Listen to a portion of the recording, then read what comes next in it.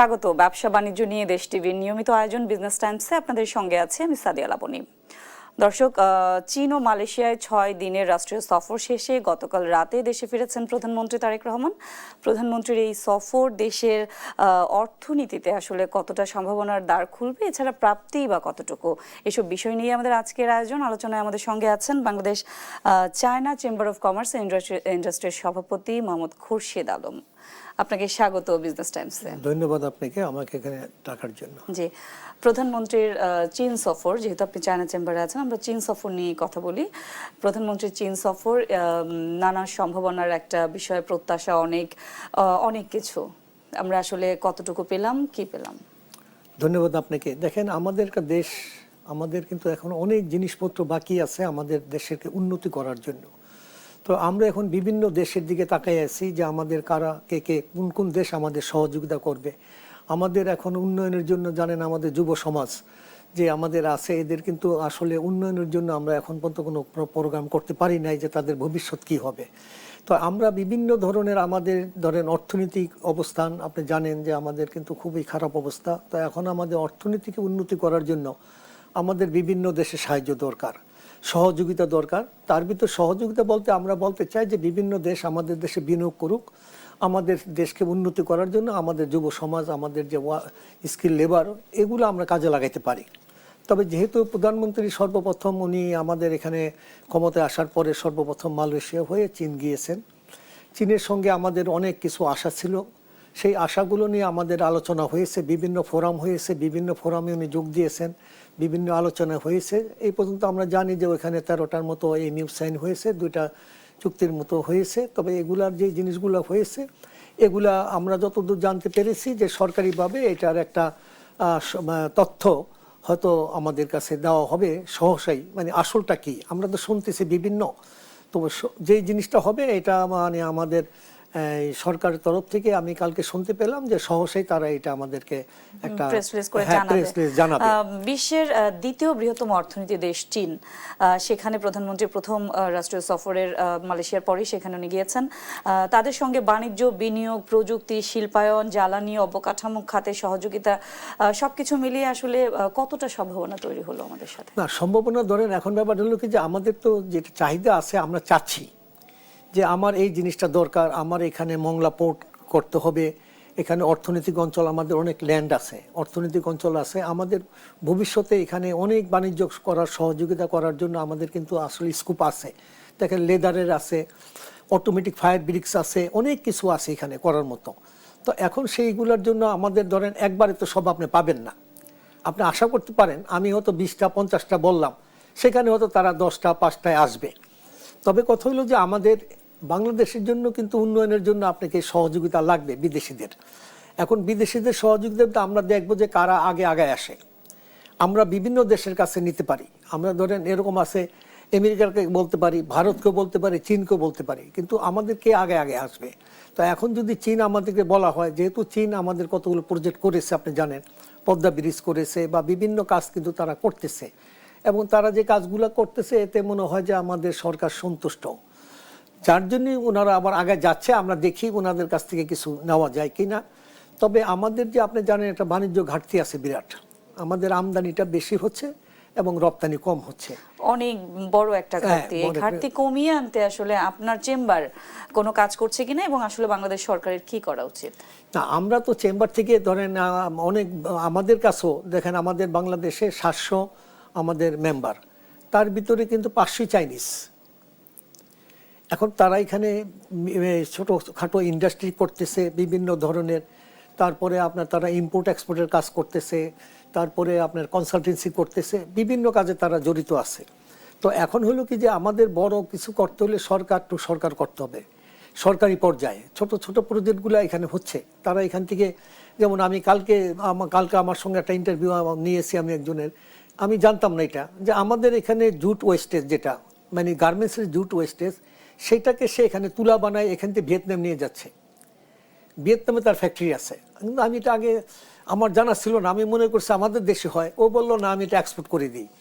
তো তো এখন যদি সেই জিনিসটা সে এক্সপোর্ট না করে, যেটার জন্য এক্সপোর্ট করতেছে ভিয়েতনামে, এটা যদি তাকে বলা যায় তুমি ভিয়েতনামে নিয়ে যে সুতাটা বানাচ্ছ এটা বাংলাদেশে বানাও, তাইলে কিন্তু আমরা ভ্যালিডেশনটা করতে পারি। তবে আমাদের কতগুলো পরিকল্পনা নিতে হবে, এই পরিকল্পনাগুলো নেওয়ার জন্য আমাদের অনেক কিছু তথ্য জানা দরকার। সত্যিকার অর্থে কি আমরা অনেক কিছু পরিকল্পনা করি এবং সেই পরিকল্পনাগুলো আমরা পূর্ণভাবে এটা পালন করতে পারি না, বা যে পরিকল্পনা করি সেখানে ভুল থাকে। তো এখন দেখেন আপনি একটা অর্থনৈতিক অঞ্চল দেওয়া হয়েছে চীনকে, আপনি জানেন যে আনোয়ারাতে 668 একর জমি দিয়ে, এটা কিন্তু আরো 6 বছর আগে দেওয়ার কথা ছিল। তো আমাদের কথা হলো কি, আমরা যেই দেশের সঙ্গে কোনো চুক্তি করি বা কমিটমেন্ট করি, বা আমরা তাদের কাছে একটা রিকোয়েস্ট করি যে আপনারা আসেন, এগুলোর জন্য কাজ করতে হবে এরকমভাবে যে একটা কথা বলে বসে দিলাম, আবার 6 বছর পর 5 বছর পরে আসলাম, এগুলা করা ঠিক না। সেটাই বলছি যে সফরে অনেক চুক্তি হয়, বিভিন্ন দেশের সঙ্গে অনেক আলোচনা হয়, সমঝোতা হয়, অনেক কিছুই হয়, আমরা অনেক কিছুই দেখি, খুবই পজিটিভ সবই দেখি, কিন্তু বাস্তবায়নটা আসলে হয় না কেন আপনার কাছে? এটা হলো কি, আমি যদি বলি এটা হলো আমাদের অভিজ্ঞতা কম, মানে আমরা অভিজ্ঞতা কাজে লাগাইতে পারি না, বা এখানে যে পলিসিটা নেওয়া দরকার ছিল সেই পলিসিটা আমরা নিই নাই। এখানে যে জিনিসগুলো দেখেন আপনার, যখন নাকি চীনের সঙ্গে আমাদের বাণিজ্য ঘাটতিটা আছে, এখন কিন্তু চীন আমাদের বলেছিল যে আপনাদের পণ্য নিয়ে আমাদের চীনে বিক্রি করেন, নিয়ে আসেন। সেটা 2000 সনে দিয়েছিল। আপনি জানেন যে 100% তারা 100টা আইটেম ডিউটি ফ্রি, শুল্কমুক্ত 99। তার পরবর্তীতে কিন্তু বলেছে আপনি নিয়ে আসেন অন্য পণ্য, তারা ডিউটি ফ্রি। কিন্তু আমরা যাই নাই, আমাদের আগ্রহটা কম। আমাদের ভয় হলো চীনের দেশে গেলে আমরা বিক্রি করতে পারবো কিনা, তারা নিজেরা তৈরি করে। তবে কথা হলো কি, একটা জিনিস আপনাকে চেষ্টা করতে হবে। এখন শুধু যদি আমি বসে থাকি তাহলে তো কেউ দিবে না। চীন তো সব বিষয়ে মানে সবকিছুতেই স্বয়ংসম্পূর্ণ, আমরা যতটুকু জানি। তারা আসলে আমরা বাণিজ্য ঘাটতি কমাতে গেলে তো আমাদের এমন কিছু তৈরি করতে হবে যেটা চীনের নাই।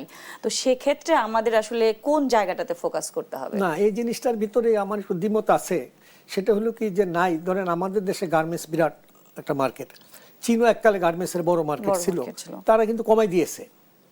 চীনে কিন্তু এখন গার্মেন্টস কমাই দিয়েছে পার্সেন্ট, তারা অন্য দিকে যাচ্ছে। তবে আমরা যদি কোনো প্রোডাক্ট দিতে পারি, ভালো প্রোডাক্ট দিতে পারি সস্তা দামে, এবং যে সেটা যদি চীনের জনসাধারণ গ্রহণ করেন, আমার মনে হয় চীন সরকার হয়তো ওইসব প্রোডাক্টগুলো তারা সবসময় কিন্তু বলা হয় যে এইসব বাদে কৃষিতে একটা বড় সম্ভাবনা আছে চীনে।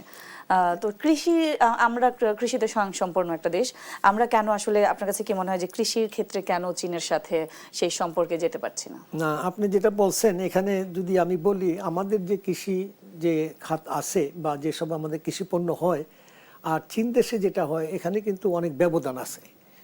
যেমন আমি যদি আপনাকে বলি মৎস্য খামার, চীনের যে মৎস্য খামার আমি দেখেছি, আমাদের দেশের মৎস্য খামার, এগুলোতে আকার জমি বেশ কম, তাদের টেকনোলজিটা একটু ভিন্ন। ওখানে যে আপনি ধরেন তারা মাছ তৈরি করতেছে একটা জায়গায়, দেখা যায় যে আমাদের এখানে যে মাছ করতে আপনার 2.5 বছর লাগবে, ওখানে 1 বছরে বড় হয়ে যায়। কোনো কিছু না, শুধু তারা পানিতে অক্সিজেন দিচ্ছে। আমি ভিডিও করে নিয়ে আসছি, আমি ফেসবুকে দিয়েছি মানুষের দেখার জন্য যে কিভাবে তারা করতেছে। তো আমাদের উচিত কি, দেখেন আমরা এখানে আমাদের ভালো আম হয়, আমের মার্কেটটা কিন্তু আমরা পাই না এখানে। কারণ হচ্ছে আম আমাদের সুন্দরভাবে এগুলো যে প্যাকেট করে বা যেভাবে দেওয়ার নিয়ম, এক্সপোর্ট করার একটা বিদেশিদের কাছে যেভাবে আমরা করতে পারি নাই। তো এই জন্য আমরা বলি কি যে আমরা মধ্যে আমি এই কথাই বলি বারবার, আমরা কিন্তু ঘুরে সব জায়গায় আপনার যতগুলো টকশোতে একই কথা বলতেছি যে আমাদের কিছু টেকনিক্যাল নো হাউ এখান থেকে নেওয়া দরকার। যদি ওই টেকনিক্যাল নো হাউটা নিলে আমি বুঝতে পারবো যে তাদের রুচিটা কি। একই জিনিস তারা খাচ্ছে, ধরেন আমি লাল চা খাচ্ছি, উনি গ্রিন টি খাচ্ছে, তাহলে দেখা গেল ওর গ্রিন টিতে যদি তার দেখা যায় যে লাল চার চেয়ে গ্রিন টির উপকার বেশি, তাহলে আমি কেন লাল চা খাবো? তো আমার কথা হইলো যে আমরা ওদের কাছে শিখি না, 2-4টা জিনিস শিখতে আমাদের তো অসুবিধা নাই, আমরা প্রয়োজনটা বুঝি। হ্যাঁ, আমরা ওদের কাছে টেকনোলজি নিতে পারি। আমরা দরকার কোনো এরকম জিনিস আছে যেটা হয়তো চীন থেকে আমেরিকাতে ভালো, আমরা আমেরিকাতে নিতে পারি, এটা কোনো লজ্জার কিছু নাই। আমার যেখানে দরকার আমার দেখতে হবে আমার দেশের স্বার্থটা। খুরশেদ আলম, আমরা আবারও আলোচনায় ফিরবো, একটা বিরতি নিয়ে ফিরছি। দেখছেন বিজনেস টাইমস, ফিরছি বিরতির পর।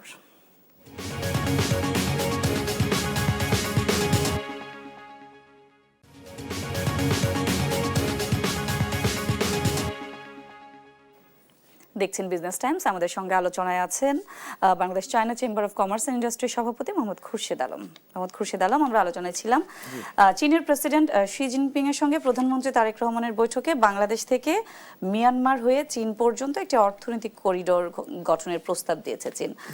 এটা হলে নিঃসন্দেহে আমাদের ব্যবসা বাণিজ্য খরচ কমা থেকে শুরু করে চীনের সঙ্গে একটা বাণিজ্যিক যে সম্পর্কটা সম্প্রসারণের সুযোগ আছে। আপনার কাছে কি মনে হচ্ছে? ধন্যবাদ।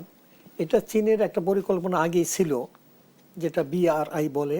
সেটা হলো যে চীন মায়ানমারের উপর দিয়ে বাংলাদেশ পর্যন্ত যোগাযোগ স্থাপন করা।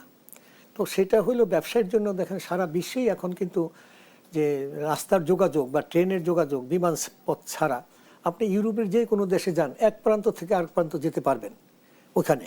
তো এখন হচ্ছে যে চীনের, যেমন আমাদের সঙ্গে ভারতের সঙ্গে বেনাপোল বর্ডার আছে, কতগুলো স্থলবন্দর আছে, বা আমরা ওইভাবে জিনিসপত্র নিয়ে আসে।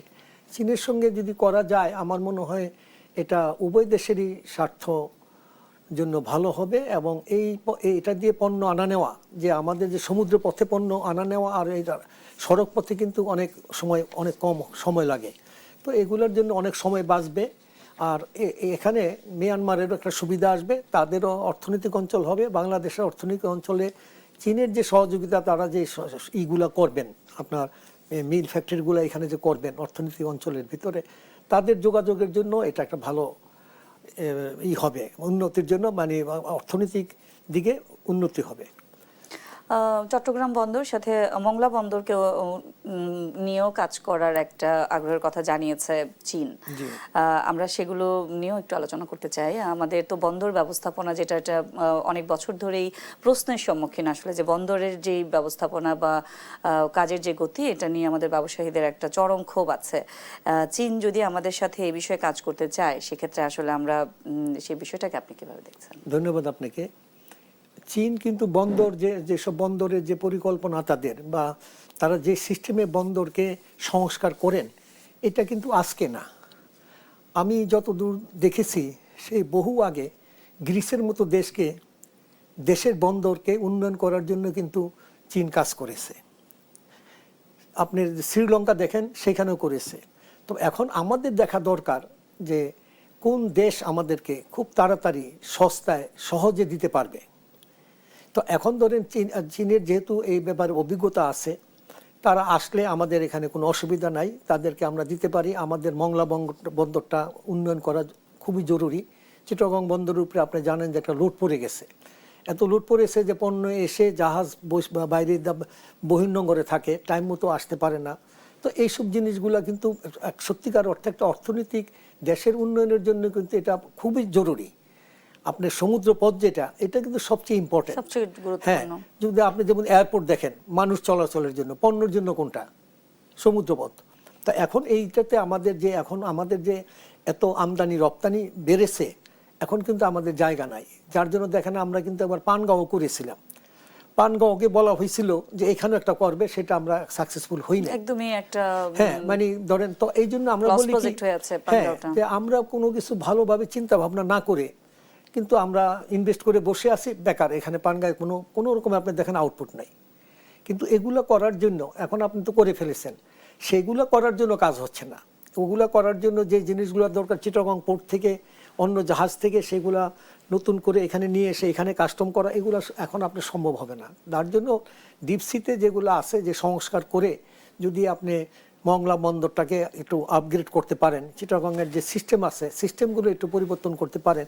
আমাদের দরকার কি? আমাদের দরকার খুব তাড়াতাড়ি মাল খালাস করা। আমাদের দেখা যায় যে একটা পণ্য আসলে ধরেন 10-12 দিন লেগে যায় জাহাজ থেকে নেমে এখানে আসতে। এইসব টেকনোলজি যদি আমরা 3 দিনে পেয়ে যাই, আমাদের কিন্তু এগুলো কষ্ট কমে যাবে। এবং এত পণ্য আসে, আপনি তো জানেন বিলিয়ন ডলারের পণ্য আসে বাংলাদেশে, প্রায় না হলে মনে করেন 150-200 বিলিয়ন ডলারের পণ্য আসতেছে। তো এটা যদি আপনি 7 দিনে 14 দিনের জায়গায় 3 দিনে পান, আপনার কস্টিং কমে আসবে। হ্যাঁ, কস্টিং কমে আসবে। তো এই জন্য ব্যাপারটা হয়ে গেছে, ব্যাংক ইন্টারেস্ট কমে আসবে আমার পণ্য পেতে। তো আমাদের এইসব ব্যাপারে আমাদের সরকারের উচিত হবে ভালো করে বিবেচনা করে দেখে এরকমভাবে পরিকল্পনা করা, যে পরিকল্পনাটা আমরা সাকসেসফুল হই। কেন আপনার ওই অর্ধেক গিয়ে আমি বলতেছি করব, দেখা গেল পরে করলাম না, এবং কেন করলাম না সেটাও এখানে আমার কিন্তু জানতে পারি না। তবে আমাদের কথা হলো আপনি সূক্ষ্মভাবে প্রত্যেকটা জিনিস চিন্তা করবেন। ভবিষ্যতে চিন্তা করবেন যে আমি যদি এখানে করি আমার কি হবে। আপনি যদি মংলা যদি মনে করেন যে পোর্টকে যদি আপনি দেন আরও আধুনিকতা করার জন্য, সংস্কার করার জন্য, আপনি মংলাতে একটা অর্থনৈতিক অঞ্চলও দিতে পারেন, যেমন চিটাগংয়ে দিয়েছেন। ওইখানেও কিন্তু অর্থনৈতিক অঞ্চল করতে পারেন ওই এলাকার লোকের জন্য, এবং আমাদের দেশের জন্য বহু পণ্য আছে যেটা আমার বাংলাদেশেই লাগবে। এরকম না যে আপনার এখান থেকে এক্সপোর্ট করতে হবে, এক্সপোর্ট করবে। এই জিনিসগুলো আমার মনে হয় সরকারকে ভেবে দেখা উচিত, এবং পরিকল্পনাটা যারা করবেন এটা যেন যারা এই লাইনে অভিজ্ঞতা সম্পন্ন লোক আছে তাদের নিয়ে করেন। আমাদের এখানে হয় কি পরিকল্পনা করা হয় কিন্তু যারা এই বিষয়ে বিশেষজ্ঞ তাদের কিন্তু ডাকা হয় না। তাদেরকে ডাকা হয় না। আমরা তো অনেক কথাই বলি যে আমরা বিনিয়োগকারীদেরকে আকৃষ্ট করতে চাই, আনতে চাই আমাদের দেশে, কিন্তু চীনা বিনিয়োগ বা যে কোনো বিনিয়োগ আকর্ষণে বাংলাদেশ কি কোনো নতুন অগ্রগতি কি কোনো অর্জন করতে পেরেছে কিছু? না, এখন ব্যাপার হচ্ছে কি পরিকল্পনার, এখন আপনি আমাদের যে জিনিসগুলো আছে এগুলো দেখতে হবে আমরা কি কি করব। সর্বপ্রথম আপনাকে একটা জিনিস সার্ভে করে বলতে হবে কোন কোন জিনিসগুলো আমাদের দেশে দরকার। এখন আমি সবাইকে ডাকলে তো লাভ হবে না। যেমন মনে করেন আমাদের এখানে বাংলাদেশ থেকে চামড়া শিল্প, এটার কিন্তু ভবিষ্যৎ অনেক ভালো। এখান থেকে আমাদের চামড়া হচ্ছে কিন্তু আমরা এখানে প্রসেস করার মতো জিনিস নাই। এখন আমরা চামড়া প্রসেসিংয়ের জন্য আমরা আনতে পারি, কিন্তু কতগুলো আনবো? এখন যদি আপনি 20 জনকে ডাকেন কিন্তু আপনার ক্যাপাসিটি আছে 5 জনের, 5টা ফ্যাক্টরি। তো এই জিনিসগুলো আগে সার্ভে করতে হবে যে আমার ক্যাপাসিটি কত, আমি করতে পারতেছি কত, আমার কত লাগবে। তখন বলতে হবে যে আমার এখানে 5টা আসবে, এবং 5টা কোথায় আসবে এগুলো আমাদের এলাকা নির্ধারণ করতে হবে। তবে আমাদের হয়েছে কি জিনিসগুলো আমাদের পরিকল্পনা যে করার, যে আপনার লং টার্ম আমরা যেটা বলি আর কি প্ল্যানিং করা, এই জিনিসগুলোর ভিতরে অনেক ঘাটতি আছে। এই ঘাটতিগুলো আমাদের সর্বনাশ হচ্ছে, কাজে কাজে আমাদের বাধা পাচ্ছি। যদি আপনি একটা আমাকে গাইড করেন যে ঠিক আছে আপনি এই রাস্তা দিয়ে আসেন, আমি দেখলাম এই রাস্তাটা ভালো, আমি কিন্তু এটা দিয়ে আসবো, কিন্তু আপনি আমাকে বলতেছেন আপনি যেখানটা খুশি সেখান দিয়ে আসেন। একদমই তাই।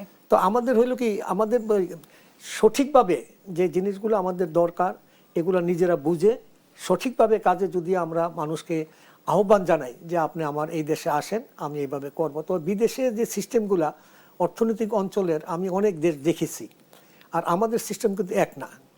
বিদেশের সিস্টেমগুলো এরকম, যেমন আমি একটা যদি আপনাকে এক্সাম্পল কোরিয়ার বা চায়নার দিই, সাউথ কোরিয়াতে আছে একটা জায়গার নাম দেইগু সিটি।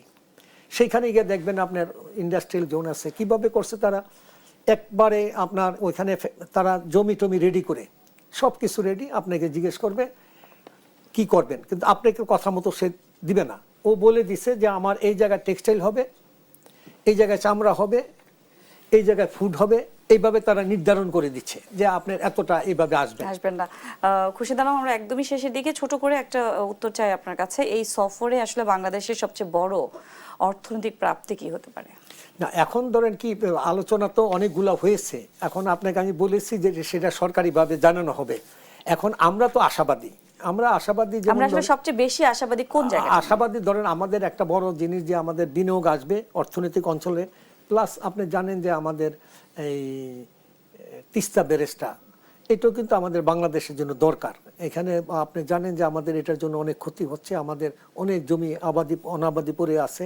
এটা যদি আমরা আলোচনা করে ভারত এবং চীনের সঙ্গে আলোচনা করে আমাদের যেখানে আমাদের উন্নয়নের জন্য যেটা সুবিধা হবে আপনাকে অসংখ্য ধন্যবাদ আমাদের সঙ্গে যুক্ত হওয়ার জন্য। ধন্যবাদ আপনাকে। দর্শক, বিজনেস টাইমসে আজকে আলোচনার বিষয় ছিল প্রধানমন্ত্রীর চীন সফর প্রত্যাশা ও প্রাপ্তি। আমাদের সঙ্গে ছিলেন China chamber of commerce and ইন্ডাস্ট্রির সভাপতি মোহাম্মদ খুরশেদ আলম। সঙ্গে থাকার জন্য ধন্যবাদ সবাইকে।